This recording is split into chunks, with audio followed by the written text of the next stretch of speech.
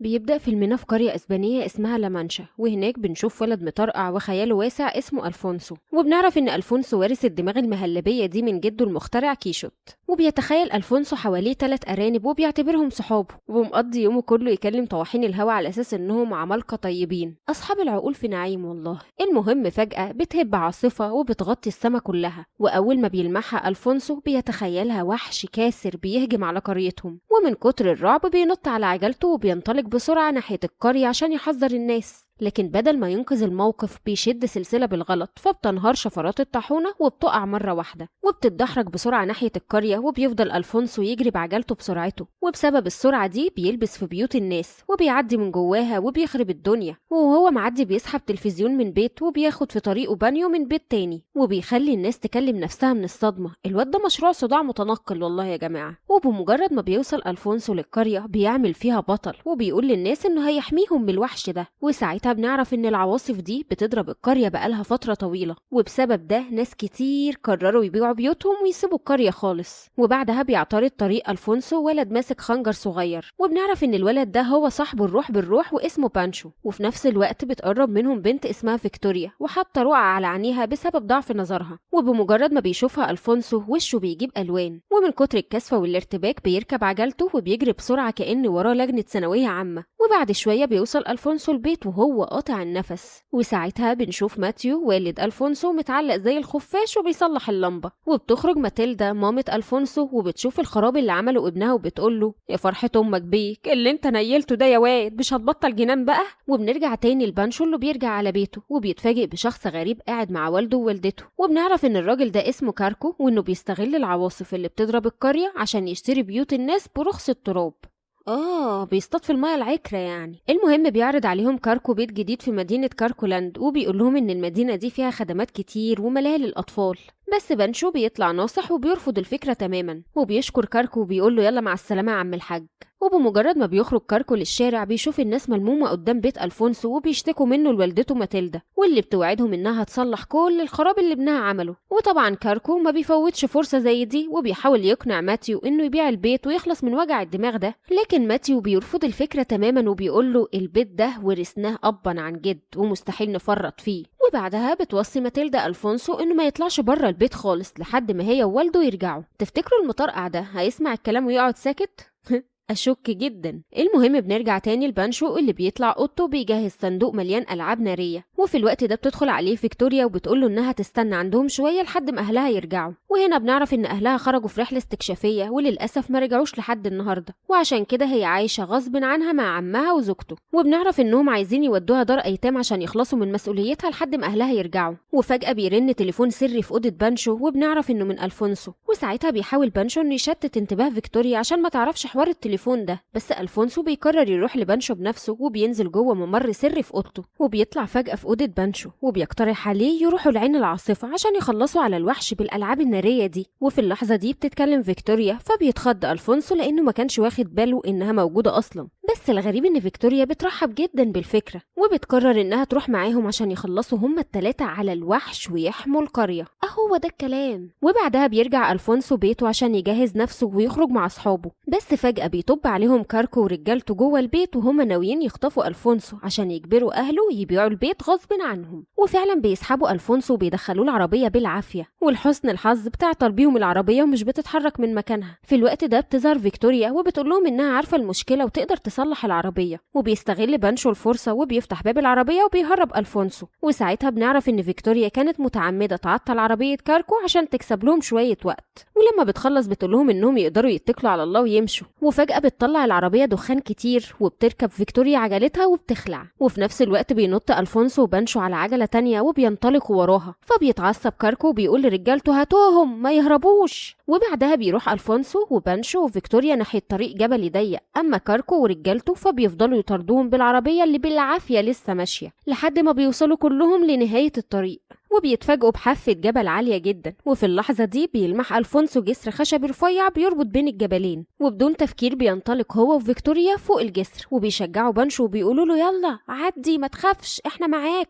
وفعلا بيحاول بانشو يعدي، وساعتها رجالة كاركو بيعدوا وراهم، بس الجسر مش بيتحمل وزنهم التقيل وبيبدأ يتكسر. وفي آخر لحظة بترمي فيكتوريا حبل البانشو عشان تلحقه قبل ما يقع، وساعتها بيتنح ألفونسو وبيبصلها بنظرة إعجاب، فبتقوله فيكتوريا انجز يا عم الرومانسي، مفيش وقت للكلام ده، تعالى شد معايا. وفعلا بيروح ألفونسو يساعدها وبيشدوا بانشو في آخر لحظة قبل ما الجسر ينهار، وبكده بيفلتوا من كاركو ورجالته. اللي بيقفوا في الناحية التانية بيبصوا عليهم بقهر. وبنرجع تاني لمدينة لامانشا، وبنشوف سانشو والد بانشو جوه المعمل ومعاه مساعده الكلب تسلا، وبنعرف انه نجح يخترع مولد كهرباء بيشتغل بطواحين الهواء وبيخزن الطاقة في بطاريات تحت الأرض.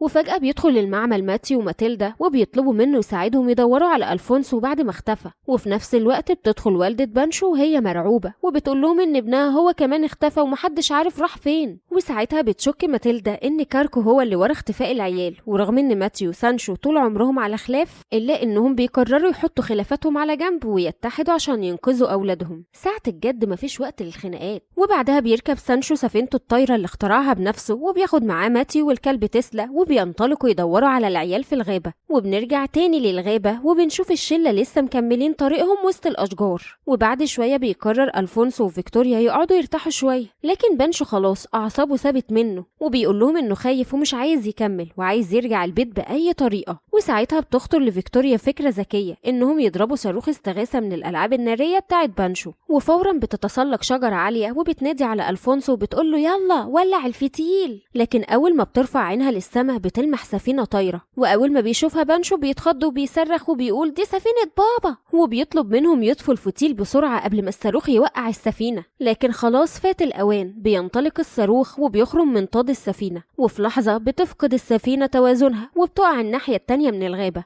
وبعدها بتجري الشلة ناحية مكان تحطم السفينة عشان يطمنوا على سانشو، لكنهم لما بيوصلوا ما بيلاقوش ليه أي أثر. وفجأة بتظهر فرخة في المكان، وساعتها بنعرف إن ألفونسو شاطر جدا في تربية الفراخ وتدريبها، فبيكتب رسالة سريعة لأهله وبيربطها في رجل الفرخة وبيحاول يطيرها عشان توصل الرسالة. لكن الصدمة الفرخة دي مش متدربة أصلا وبتجري والرسالة لسه مربوطة في رجلها. يا خسارة، لو وصلت الرسالة ولا فضلت الفرخة. وفي الوقت ده بيلمح بانشو أثر جزمة جنب حطام السفينة، وساعتها بيشك على طول إن الأثر بتاع جزمة كاركو. وبنروح لمكان تاني وبنشوف كاركو في المقر بتاعه بعد ما قدر يخطف سانشو وماتيو، وبيحاول يجبرهم يبيعوا بيوتهم غصب عنهم، وبكل غرور بيكشف لهم اختراعه الجديد، آلة عملاقة بتتحكم في الطقس عشان يسيطر على مدينة لامانشا كلها، ناقص بس يعلن نفسه حاكم للكوكب.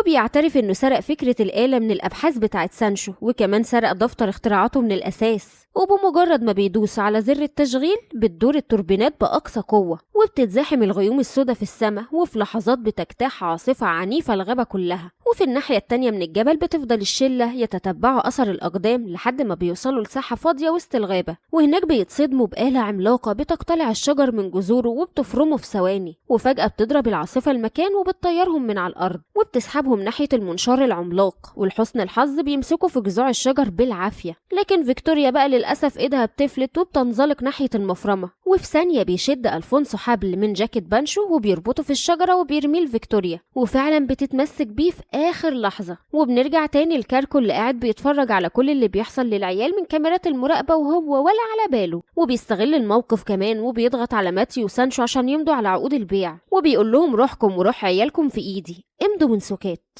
وساعتها ما بيلاقوش قدامهم حل وبيمضوا على العقود عشان ينقذوا ولادهم. الضنا غالي برضه. وبمجرد ما بياخد اللي هو عايزه بيوقف المنشار في آخر لحظة، لكن طبعا كاركو عمره ما بيلعبها نضيف، وفي ثانية بيغدر بيهم وبيحبسهم في زنزانة عشان يخلص خطته على رواقة ويستولى بقى على باقي بيوت القرية. وجوه الزنزانة بيتخانق سانشو وماتيو، صوتهم بيعلى لدرجة انه بيخلي الحراس يجروا يفتحوا الباب، واول ما بيفتحوه بينقض عليهم سانشو وماتيو وبيفقدوهم الوعي. وبعدها بيلبسوا هدوم الحراس وبيخرجوا من الزنزانة ومعاهم الكلب تسلا، وبيتفقوا ان سانشو هيعطل آلة الطقس وماتيو هيشغل الحراس بعيد عنها. لكن قبل ما الخطة تكمل بيفوق الحراس وبيشغلوا جرس الإنذار. يا نهار، دي الدنيا اتقلبت. وأول ما بيطلع ماتيو بيلاقي كاركو ورجالته مستنيينه وبيأمروه يرجع مكانه. وفي اللحظة دي بيوصل ألفونسو وبانشو وفيكتوريا للناحية التانية من الجبل، وهناك بيشوفوا ماتيو جوه المقر، لكن الصدمة إنه لابس نفس زي رجال كاركو. وساعتها بيستغل كاركو الموقف وبيقنع ألفونسو إن أبوه بقى شغال معاه وبيساعده يشتري بيوت القرية. وطبعا بانشو بيصدق الكلام وبيتهم عيلة ألفونسو كلها بالخيانة وبيقطع صداقته بيه في لحظة غضب. أما فيكتوريا فبتجري ورا بانشو وبتحاول تقنعه إنه أكيد في حاجة مستخبية وإن أبو ألفونسو مستحيل يخونهم. وفي الوقت ده بتظهر جرافات كاركو وبتخطف بانشو في لحظة. أما فيكتوريا فبتفلت منها بالعافية وبتجري على ألفونسو وبتقوله إن بانشو اتخطف ولازم يلحقوه. وساعتها بتفاجئوا إنها قرأت الرسالة اللي كان رابطها في رجل الفرخة وعرفت منها قد إيه بانشو غالي عنده. ومن غير تردد بيقرر ألفونسو يروح مع فيكتوريا وينقذوا صاحبهم قبل ما يفوت الأوان. وبنرجع تاني لكاركو اللي بيقرر يحبس بانشو مع والده. وفجأة بيظهر ألفونسو وبيتحدى كاركو وبيطلب منه ينزل بانشو حالا، لكن كاركو بيسخر منه بيحاول يمسكه بدراعات الجرافة. وساعتها بيطلع ألفونسو صفارته وبيلم جيش الفراخ اللي دربه وبتهجم الفراخ على المقر وبتقلبه فوضى. ووسط اللخبطة دي بيجري ألفونسو فوق دراع الجرافة لحد ما بيوصل لبانشو وبيمد ايده وبيقول له ثق فيا يا صاحبي. وفعلا بيسيب بانشو الجرافة وبيقع ناحية حافة الجبل. وفي اللحظة دي بتوصل فيكتوريا بالسفينة الطايرة بعد ما صلحتها وبتلحق بانشو قبل ما يقع بلحظة. وسريع بيركب ألفونسو معاهم وبيهربوا بسرعة في السماء، لكن كاركو بيشغل آلة الطقس وفي ثواني بتطاردهم عاصفة عنيفة وبتميل السفينة بشكل مخيف. وساعتها بتحاول فيكتوريا تسيطر عليها وبيجري ألفونسو يجيب الباراشوتات، لكن أول ما بيفتحها بيكتشف إن في واحدة منها بايظة. يا سلام، هي ناقصة دي كمان. ومن غير ما يفكر بيقرر ألفونسو ياخد الباراشوت المقطوع، وفعلا بينط بانشو الأول وبعده بتنط فيكتوريا وبيفتحوا الباراشوتات. أما ألفونسو فبيفضل لوحده جوه السفينة ومستعد يواجه مصيره، لكن فجأة بيرجع بانشو تاني وبينط فوق السفينة وبالخنجر بتاعه بيخرم البالون وبيفرغ الهواء منه، وده بيبعد السفينة عن العاصفة. وفي الوقت ده بيهرب ماتيو وسانشو من الزلزالة وبيركبوا موتوسيكل وبينطلقوا بسرعة ناحية القرية. وفي نفس الوقت بيسيبوا الكلب تسلا جوه المقر عشان يعطل لوحة التحكم بتاعة آلة الطقس.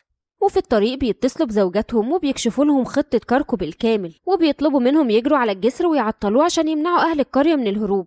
وأول ما بيوصل لهم الخبر بتجري الزوجات على الجسر، وهناك بيلاقوا العربيات متكدسة والناس مستنية تعدي. ومن غير تردد بتسحب ماتيلدا سيف كيشوت الأثري وبتقطع حبل توازن الجسر. وفجأة بيرتفع الجسر وبيقفل طريق الخروج تماما، وبكده بيتحبس الناس جوه القرية والعربيات بتقف مكانها مش عارفة تتحرك. وبنرجع تاني لكاركو اللي بيشوف السفينة وهي بتفلت من العاصفة، وساعتها بيقرر ينزل لهم بنفسه وبيدوس على زر في لوحة التحكم، وفجأة بيتحول المقر كله لعنكبوت آلي عملاق وبينطلق ورا ألفونسو وبانشو. أما تسلا فبيطلع من مخبأه جوه لوحة التحكم وبيبدأ يستخدم مسدس اللحام عشان يعطل التوربينات من جوه. وبنرجع لأهل القرية اللي بيفقدوا أعصابهم وبيهجموا على ماتيلدا ووالدة بانشو وبيفضلوا يطاردوهم لحد ما بيوصلوا لطواحين الهواء. وفي نفس الوقت بينجح تسلا في تعطيل آلة التحكم، وفجأة بتختفي العاصفة وبيرجع الجو لطبيعته. أما تسلا فبيفلت من العنكبوت الآلي في آخر لحظة ومعاه 2 من الحراس. وبنرجع لبانشو وألفونسو اللي بيهبطوا بالسفينة بسلام، وأول ما بيوصلوا بتجري أمهاتهم عليهم وبيحضنوهم بفرحة بعد ما فقدوا الأمل في رجوعهم. وساعتها بيكشف ألفونسو الحقيقة وبيعرف أهل القرية إن كاركو كان بيضحك عليهم عشان يستولى على بيوتهم. وبعدها بيبص ألفونسو لطواحين الهواء وبيستنجد بيها. هو لسه مقتنع إنها عمالقة طيبين طيب؟